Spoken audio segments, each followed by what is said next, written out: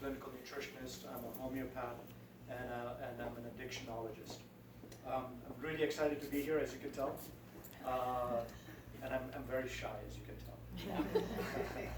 No, I'm very excited because I'm honored for the one thing that we all can never get back, and that is time.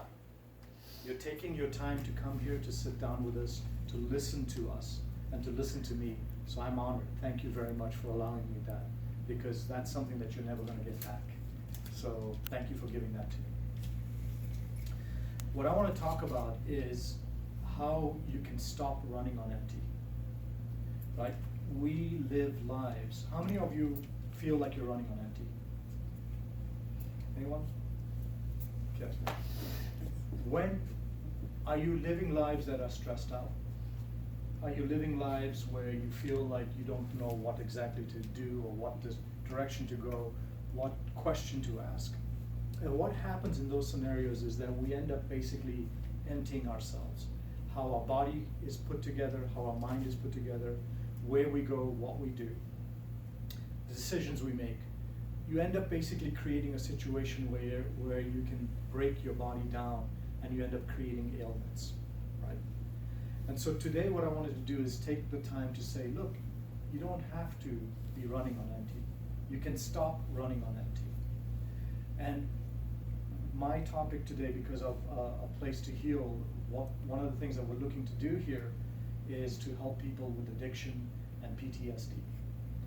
So I want to kind of lean this towards that, but this kind of applies across the board. So I want to also make sure I keep it general enough, and I'll be quick so that I'll open up for any questions that you have as well, okay? So break it down. I like to kind of make sure that whenever anyone listens to me, that they're able to take something home with them that they can put to use immediately, okay? So 3 things that will help you to stop running on empty. The first thing is how you manage your body in terms of weight. An easy way to say it is weight management, right? Well, what does that really mean? Weight management means the proper nutrients that helps to balance your body out. Because when you are in vitality, you automatically reach a natural balance in terms of how your body looks. So you don't have to be on a diet. You don't have to be, eating a lot to put on more weight and so on. If you get the right nutrient intake in, that'll take care of it for you. So the first thing that we're going to be talking about I'll go a little bit of a deep dive, is weight management and weight maintenance, right? Healthy weight. The second thing is how to increase your energy and decrease your stress, right? Anyone here, can anyone here do with more energy? Yes? All right. Can anyone do here with less stress? You can. All right. So, okay, thank you. At least I know I've got you guys on that one, all right? Energy and stress are tied in together, and we'll go a little deeper in terms of how it connects from your brain and your body. If the 2 things aren't working together, you can actually create an issue where you really want to be energetic in your mind and you're saying, I'm going to stop and do things like exercise, I'm going to go and meditate, I'm going to do things to reduce my stress. But if you don't get your body on board as well, your body is actually going to send signals up to your brain to say, nah, I'm not going to do that. I don't care how much you meditate. I'm not going to be at peace. And so what ends up happening in a scenario like that is we chase these things where we want to be a particular way, where we want to feel a particular way, but we just can't seem to reach it. So I'll kind of dive into that second part. So first, again, just to kind of repeat, is weight management and proper balance of nutrients. The second that we're going to talk about is energy and reduction of stress. And then the third thing is getting a great night's sleep. How many of you can do with a good night's sleep? Right? Okay. And that I don't need to dig into too much because you understand sleep, right? It's amazing what sleep does if you get it. Now, there are disruptions that occur in sleep that can also happen because of the way that the mind and body is, but also in terms of how we're utilizing the ability to go to sleep, in terms of what are we doing to get ready to go to sleep. Okay. So the first thing when it comes to is the management of weight. Nutrition. That is the most important thing. It's not about filling a hunger that you feel. When your body gives you a sign of hunger, there are two things that you need to first do. The first step is drink water, hydrate. When you hydrate, ideally you should be drinking water on an empty stomach, right? Why? Because that water will get absorbed into your body better. Water will hydrate your entire body. Did you know that if you're dehydrated by just 2%, it affects the way your brain feels? It affects the way your brain feels and thinks. 2%. So hydration is key. So make sure that you're drinking water on an empty stomach. That way you get the water into you. Quality of water matters. Unfortunately, we live in a society where our tap water is full of all sorts of not only just chemicals, but actually pharmaceuticals. So as a pharmacist, this is something that I know, and you may not know as the average person, but we know that the municipalities that cleans water, the main thing that they're designed to do is to kill bacteria and bugs, and to get out anything that's big in terms of debris. So they filter it that way, so when you open up the tap and it comes out, it looks clean, and they're using chlorine to kill everything, so that it's chlorinated water. But what they're not testing for is the drugs that are in the water. And every major drug that you can think of that we as a society use, antidepressants, birth control, antibiotics, heart medication, cholesterol medicine, is in your water. So if you're not drinking purified water, you're drinking a little bit of drugs across the board. You're doing drugs and you didn't even know it. All right? So it's really important for you to understand that the purity of water is important. Secondly, when it comes to the management of weight, is nutrition, food. When you're hungry, you want to make sure that you're reaching for food that's real. What does that mean? Start off with chemical-free. So no hormones, antibiotics, pesticides, right? Because were they designed to be part of your diet? Part of your food intake? No. That's not what your body wants. What your body is looking for is the building blocks. And the building blocks are going to be the nutrients, the vitamins, the minerals, the amino acids, the healthy fats, right? So look for real food. When you get hungry, the other problem that we have here as a society, generally speaking, is that we eat way too many carbohydrates because of the processing of food. Because it's easy to process a food so that when I put it on a shelf for you to come and buy, it doesn't rot. Right? So the processing takes out most of the things, and all that's left in there is just primarily the carbohydrates. And then if there's any fats, we then do something to them, which is change them. We make them into trans fatty acids so that they don't rot while they're sitting on the shelf. So it doesn't smell rancid, right? Now you're hungry, you grab that and you eat it, you fill your stomach up with it, but you're still hungry. You still have cravings. You still want to eat other things. Why? Because what you ate had nothing in it. It was empty from a nutrition standpoint. So load up on good, healthy fats, real plants, okay? Remember, I'm saying plants, not fruits and vegetables, because you really do want to have a variety. That's another thing. Most of us eat the same 10 foods day in, day out. You don't want to do that. You're not getting variety. You're not getting the nutrients that you need. Another thing that we don't do also is follow seasons, right? Your body was designed to eat according to seasons. Different seasons, different things grow and different things run around, because that's what's needed at that season for you to take in to have the best health. Okay?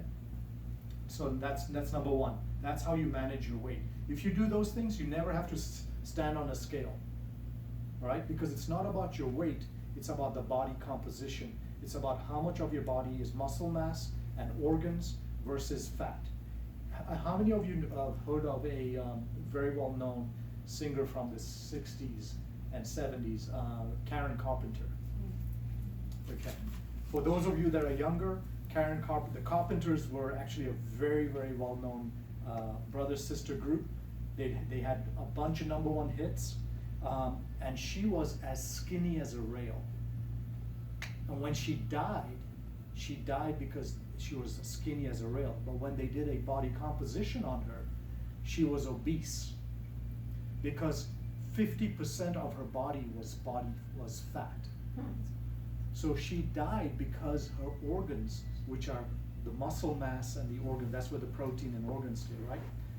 She didn't have enough muscle mass and organs on board to be able to manage her health. So even though she was skinny, she was actually technically obese. Now that's the same thing that happens with a lot of these supermodels, right?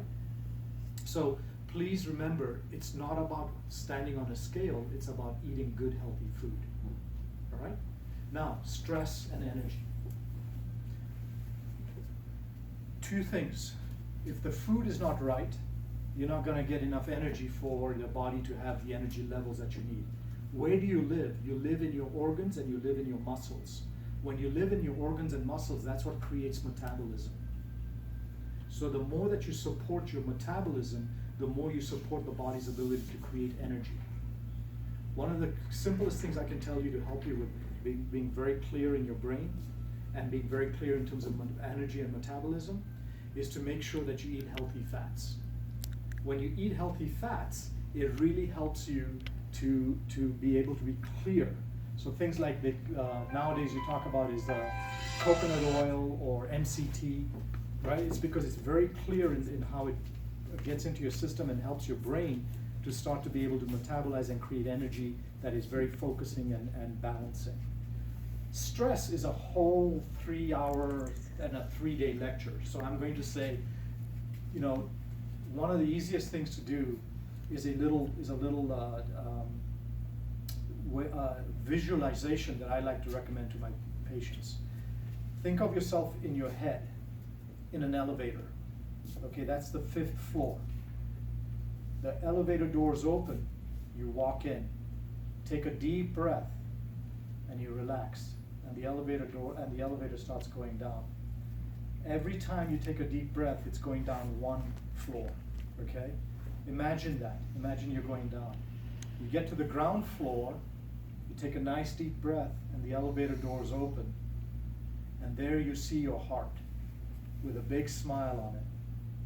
And you walk out of the elevator, and the heart walks towards you, and you give yourselves a big embrace. How do you feel right now? Less stress. Simple things like this are techniques that we can teach you here at A Place to Heal. That'll get you to be more relaxed, and we can upbring the levels of energy. And then finally, sleep. Sleep, one of the biggest things that we have a problem with is the invention of light. Because of this, we send messages through our eyes, through our skin. Did you know that your skin picks up on light? So even if you close your eyes, your skin's picking up on the light. So your body still thinks that it's daylight. So it isn't able to change into the patterns that are hormonally designed for relaxation, repair, and healing.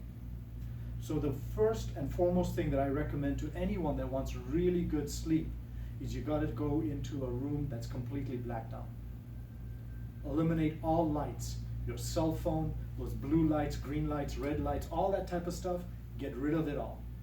Put a tape on it, okay? Create an environment which is conducive to sleep. Calming music, essential oils, all sorts of things that A Place to Heal can recommend and guide you through. Does that make sense? When you do that, another little trick, allow yourself to sleep without having an alarm. See how long you sleep, because that's your body telling you, hey, I need this much sleep.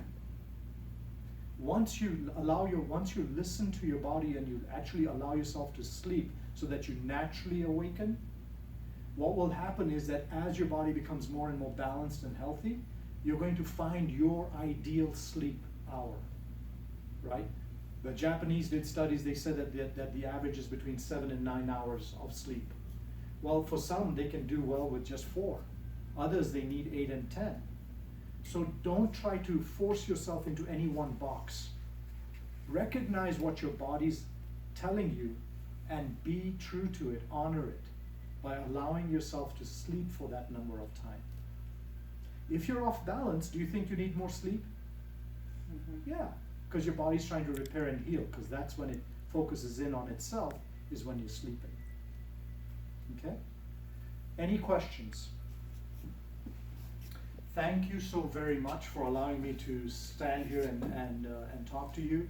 One of the things that I want to do is I want to personally offer my time to you, because you've allowed me to spend some of your time with me. If you want, just go over and in the back, you can write down your name and your email, and we will send you a complimentary discovery session for 20 minutes. So you'll get a questionnaire that'll come out to you, and you'll get a link for a calendar schedule, okay? So if you can go ahead and put your name down and your email. If there's any questions or anything, if you guys want to talk to me on a one-to-one, I'll be on the back available for questions. Thank you so much. Thank you. Thank you.